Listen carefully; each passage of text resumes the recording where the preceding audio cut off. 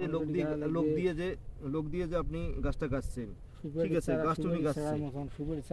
মাটি সমান করে গাড়া লাগবে, এটা উপর পাশে গাছটা কিন্তু উপর পাশে গাড়া লাগতো, আর আপনি মনে করেন যে গাছটা 1 ইঞ্চি নিচে আপনি ডাবাইছেন, সেই জন্য আপনার এই প্রথমে কিন্তু এই পর্যন্ত মাটি ছিল, এইখানে খাইছি, তারপর আপনার ছত্রাকনাশক স্প্রে করছেন, গাছটা প্রচণ্ড রোদ হয়েছে, তারপর কিন্তু আপনি কিছুদিন ছত্রাকনাশক স্প্রে করছেন কম, তারপরে কিন্তু আস্তে আস্তে নিচের দিকে মাটিটা ছিল, ওইটা খাদ্য খেতে পারে নাই, গাছটা মনে করেন যে দম বন্ধ হয়ে যাচ্ছে।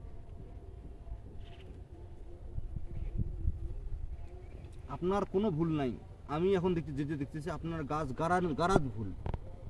আপনার গাছ প্রতিটা গাছ প্রায় আছে 1 ইঞ্চি নিচে, কাঠ আছে, গাছের যে কাঠটা আছে ওটা 1 ইঞ্চি নিচে,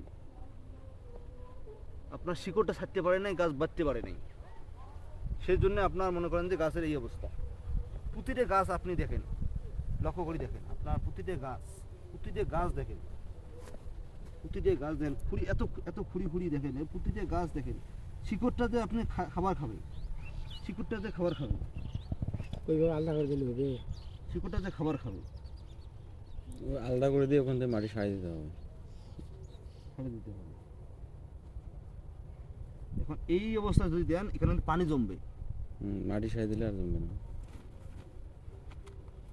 তবে চাষার ইয়েটা ঠিক আমার পছন্দ হয়েছে, এই যে দেওয়াটা, বেড দেওয়াটা, কিন্তু আপনার বেডের ক্যানালটা হয়েছে, কম হয়েছে, শিকড় উপরে থাক, সমস্যা নেই। এই গাছটা এখন যে আলো বাতাস পাবে, গাছটা যে এখন আলো বাতাস পাবে, এই গাছটা এই যে এখন এত দূর পর্যন্ত সে ডুবন্ত ছিল, পানির নিচে যেভাবে ডুবলে যেরকম হয়, আপনার গাছও এরকম দম বন্ধ হয়ে গাছ মারা যাচ্ছে এবং তারপর পচন আসতেছে। এখন যদি আপনি মনে করেন যে এটা দেন, আপনার ওই গাছটা যে এই ঠিক দিল না, এখন দেখবেন 2-3 দিনের মধ্যে গাছটা কিরকম সতেজ হয়ে ওঠে। এই গাছটার দিকে লক্ষ্য করেন, এই গাছটা কার উপরে আছে, এ দেখেন, এই গাছটা শিকড় ছাড়ছে কিন্তু, এই দেখুন, এই দেখ